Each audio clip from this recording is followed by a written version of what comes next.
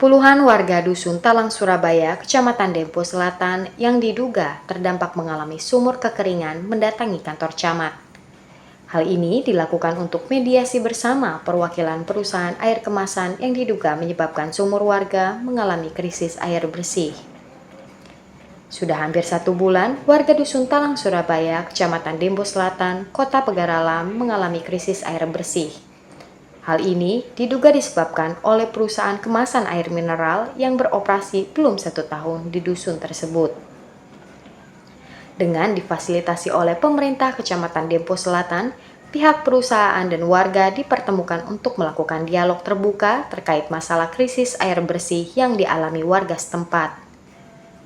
Menurut salah seorang warga yang terdampak kekeringan, Syaiful, mengatakan sudah puluhan tahun tinggal di dusun Talang Surabaya, tapi belum pernah mengalami kekeringan. Selama ini biasanya kekeringan ini tidak pernah terjadi, kecuali kemarau itu hampir 8 bulan.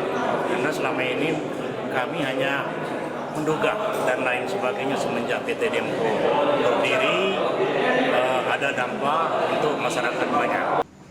Sementara itu, perwakilan perusahaan PT Dempo Tirta menanggapi permasalahan kekeringan yang dialami warga.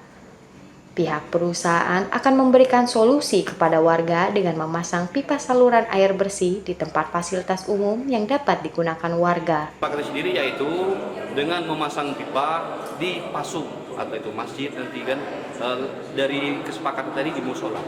Ini kontribusi yang kami berikan untuk masyarakat yaitu persedekahan dan meninggal dunia itu insya Allah akan kami kasih secara sebagai bantuan yang bisa. Dengan adanya kesepakatan antar warga dan pihak perusahaan yang memberikan saluran air bersih untuk warga dusun, diharapkan dapat menjadi solusi bagi warga yang mengalami krisis air bersih.